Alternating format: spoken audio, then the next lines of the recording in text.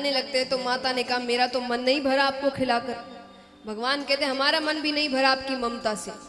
तो बोले क्या करे? तब तीनों के अंश से माता को 3 पुत्र होते हैं। ब्रह्मा जी के अंश से होते हैं चंद्रमा,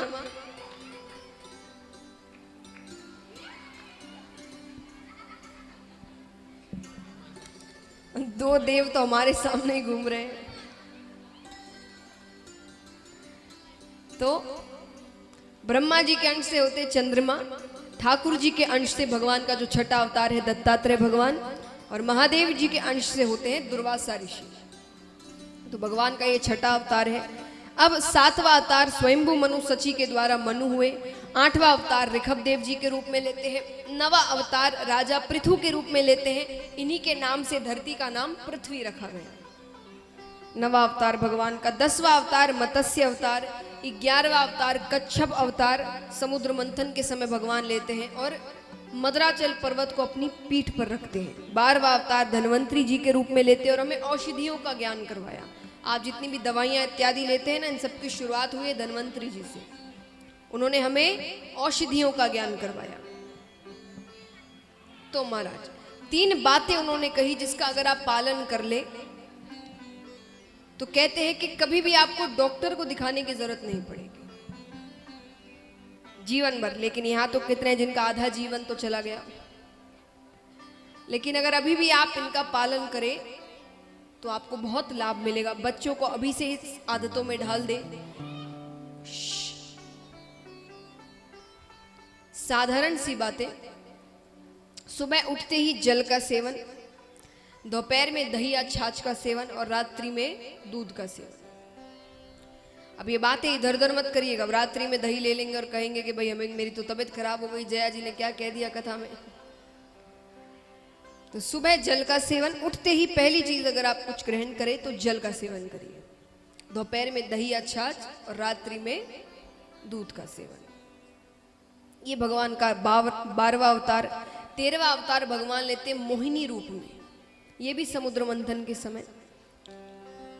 इसके बाद भगवान अवतार लेते नरसिंह अवतार, वामन अवतार। 15वां अवतार भगवान का वामन अवतार, बटुक रूप में भगवान जन्म लेते हैं।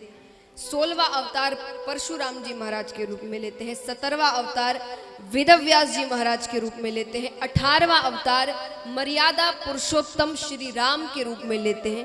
19वां अवतार बलराम जी के रूप में लेते हैं। 20वां अवतार श्री कृष्ण के रूप में लेते हैं। 21वां अवतार भगवान बुद्ध के रूप में लेते हैं। और 22वां अवतार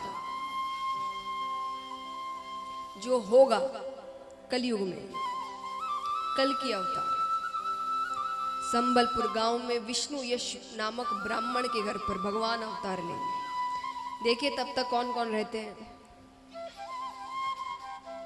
तो कुल मिलाकर कितने अवतार हुए?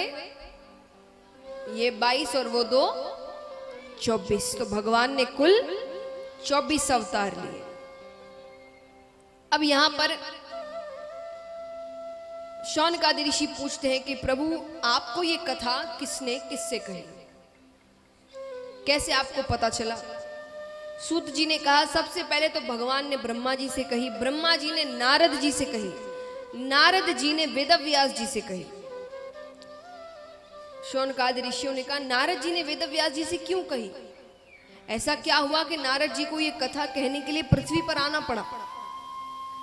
सूत जी कहते हैं कि एक बार वेदव्यास जी चिंतन कर रहे थे। वो सोचने लगते हैं कि कलयुग में जीव का कल्याण कैसे होगा। जब वो कई रोगों से पीड़ित होगा, तापों से ग्रसित होगा, कितने होंगे जो भगवान पर भरोसा भी नहीं करेंगे। ऐसे में उनका कल्याण कैसे होगा? और ये सोचते सोचते वे रोने लग जाते हैं।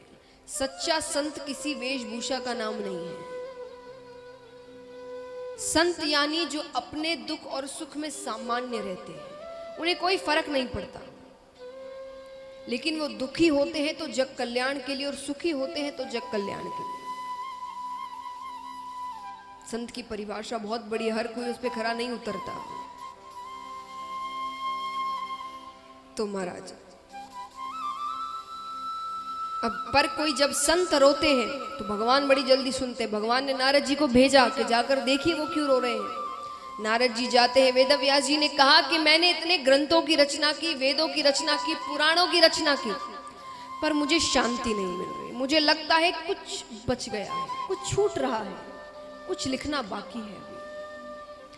नारद जी ने कहा वो इसीलिए क्योंकि आपने जितना भी अभी लिखा है सब में ज्ञान को महत्व दिया। क्या करने से क्या होगा, क्या नहीं करने से क्या नहीं होगा, कैसे कर्म करोगे तो कैसा फल मिलेगा, कैसे पाप करोगे तो कैसा दंड मिलेगा। तो बोले फिर क्या लिखूं? बोले आप भक्ति रस भरिए, प्रेम रस भरिए, यानी भगवान की लीलाएं लिखिए। भगवान ने क्या क्या किया, क्या नहीं किया।